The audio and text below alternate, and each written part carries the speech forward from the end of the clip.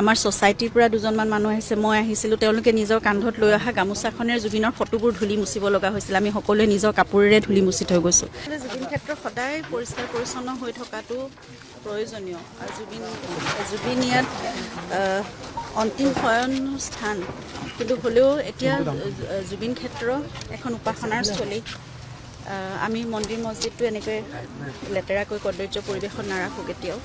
আৰু তাৰ প্ৰতি আমাৰ আচলতে সকলোৰে দায়িত্ব হ'ব লাগে। এক পৰ্যটনস্থলীলৈও এতিয়া ৰূপান্তৰিত হৈছে, গতিকে এই ঠাইখন খুব ভালদৰে ৰখাটো আমাৰ সকলোৰে কৰ্তব্য। সেয়া চৰকাৰৰো দায়িত্ব, সেয়া ৰাইজৰো দায়িত্ব, আমাৰ সকলোৰে দায়িত্ব। গতিকে সেইখিনি দেখি পেলাই অলপ বেয়া লাগিছিলে।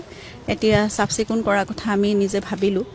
আমি এদিন আগবাঢ়ি আহি আমি এদিন কৰিলেই নহয়, আচলতে এইটো সদায় হ'ব লাগিব।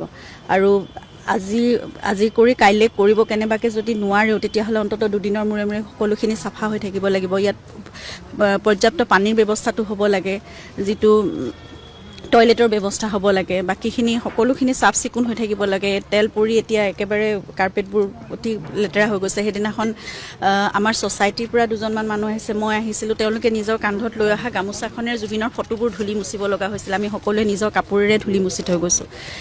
গতিকে সেই কথাবোৰ বেয়া লাগে। জুবিন গাৰ্গৰ ফটো এখন এতিয়া লেতেৰা হৈ থকাটো আমাৰ কাৰণে অন্ততঃ খুব পেইনফুল কথা এটা। সেইকাৰণে তেনেকৈ থকাটো আমি বিচৰা নাই।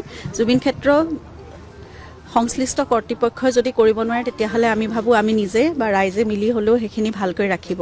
সেইকাৰণে আমি সেইখিনি কৰিব বিচাৰিছোঁ। আৰু জুবিন ক্ষেত্ৰখন কেনেদৰে নিৰ্মাণ হ'ব, কিবা এটা চিজিল হ'ব লাগে মুঠতে। কেনেদৰে হ'ব ৰাখিব বিচাৰিছে, সেইটো ভৱিষ্যত প্ৰজন্মৰ কাৰণেও বা আজি এই এবছৰ দুবছৰৰ কথা নহয়, আমি 50 বছৰ 100 বছৰ যুগ যুগান্তৰলৈ আমি যেতিয়া নাথাকিম, ভৱিষ্যত প্ৰজন্মৰ কাৰণেও আমি ভাবোঁ জুবিন ক্ষেত্ৰখন তেনেকুৱা এক স্থান হৈ থাকক, য'ত আহি পেলাই সকলোৱে বুজিব পাৰে জুবিন গাৰ্গ কোন আছিল, জুবিন গাৰ্গৰ সেই সত্তা।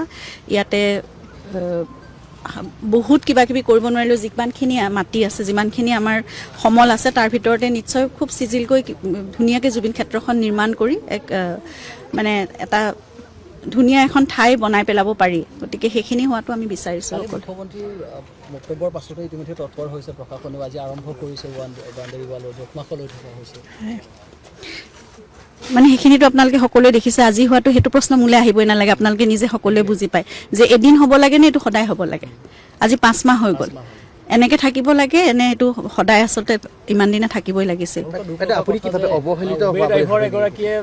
সেইটো মোক সুধিব লাগে নে মই আপোনালোকক সুধিছোঁ? আপোনালোকে কওকচোন, সেইটো অৱহেলিত হৈছে নেকি?